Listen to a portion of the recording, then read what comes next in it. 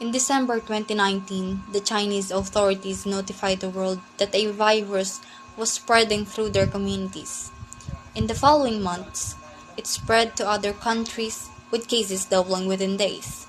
This virus is the severe acute respiratory syndrome related coronavirus 2 that causes the disease called Covid-19 and that everyone simply calls coronavirus. What actually happens when it infects a human and what should we all do? A virus is really just a whole around genetic material and few proteins, arguably not even a living thing. It can only make more of itself by entering a living cell. Corona may spread via surfaces, but it's still uncertain how long it can survive on them. Its main way of spreading seems to be droplet infection when people cough or if you touch someone who's ill and then your face, say rubbing your eyes or nose. The virus starts its journey here and then hitches us a ride as a story deeper into the body. Its destinations are the intestines, the spleen, or the lungs, where it can have the most dramatic effect. Even just a few coronaviruses can cause a quite traumatic situation. The lungs are lined with billions of epithelial cells. These are the border cells of your body, lining your organs and mucosa waiting to be infected. Corona connects to a specific receptor in its victim's membranes to inject its genetic material.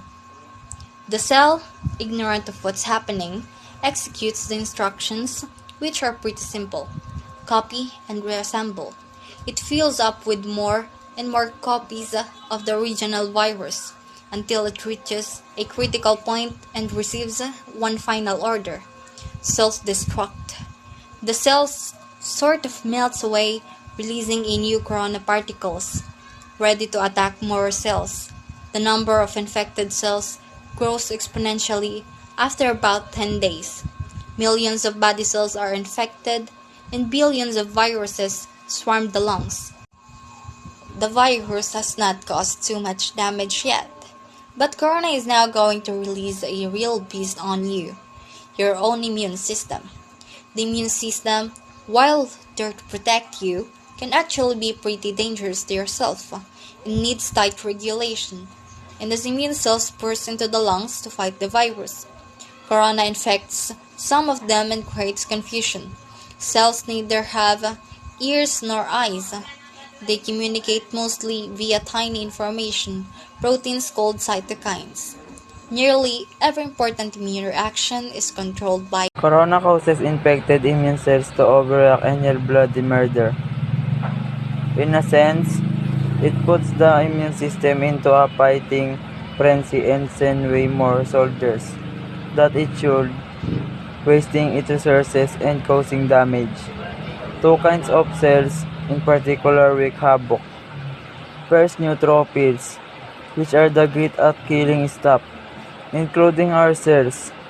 As they arrive in their thousands, they start pumping out enzymes that destroy as many friends as enemies. The other important type of cells that go into a frenzy are killer T cells, which usually order infected cells to commit controlled suicide. Confused as they are, they start ordering healthy cells to kill themselves too. The more and more immune cells arrive, the more damage they do. And the more healthy looks tissue they kill, this might get so bad that it can use permanent, irreversible damage that leads to lifelong disabilities. In most cases, the immune system slowly regains control. It kills the infected cells, intercepts the viruses trying to infect new ones, and clean up the battlefield. Recovery begins. The majority of people infected by corona will get to it with relative mild symptoms, but many cases become severe or even critical. We don't know the percentage because not all cases have been identified, but it's safe to say that there is a lot more than with the flu. In more severe cases, millions of epithelial cells have died. and with them, the lung's protective lining is gone.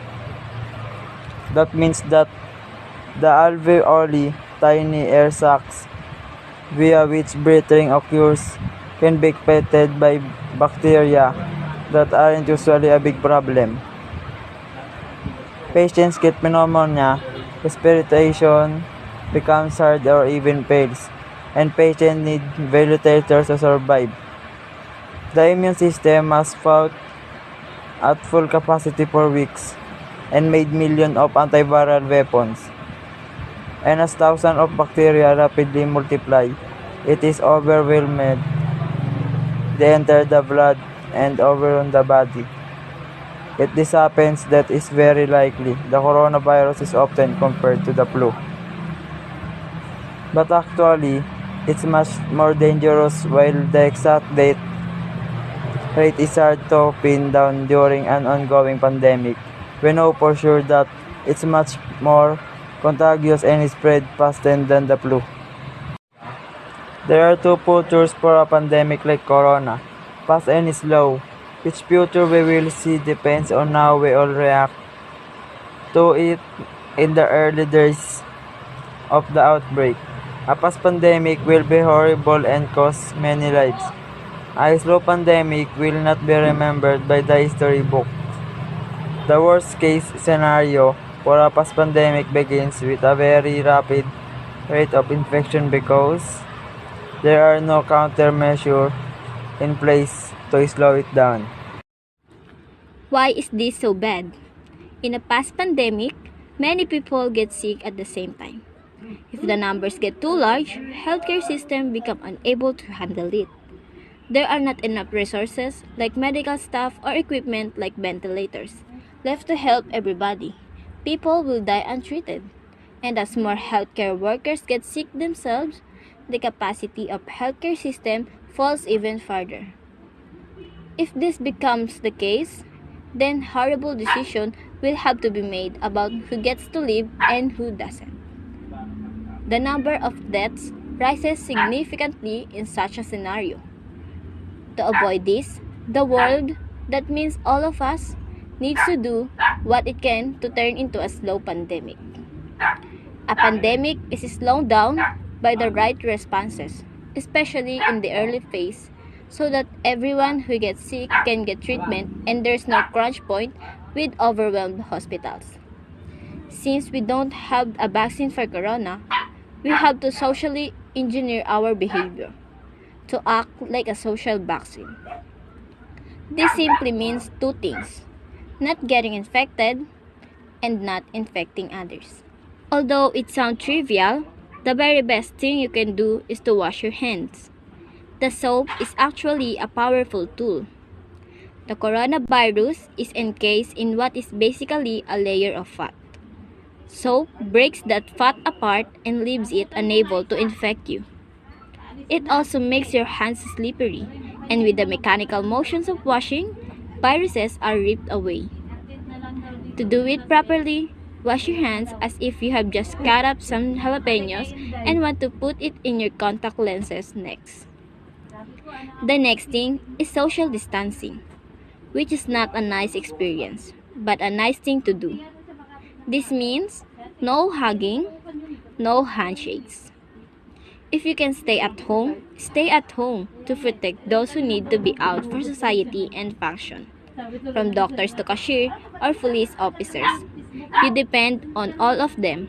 They all depend on you to not get sick. On a larger level, there are quarantines, which can mean different things, from travel restriction or actual order to stay at home. Quarantines are not great to experience and certainly not popular, but they buy us, and especially the researchers working on the medication and vaccinations, crucial time. So, if you are put under quarantine, you should understand why and respect it. None of this is fun, but looking at the big picture, it is really small price to pay. The question of how pandemics end depends on how they start. If they start fast with a steep slope, they end badly. If they start slow with a not so steep slope, they end okayish. And in this day and age, it really is in all of our hands, literally and figuratively.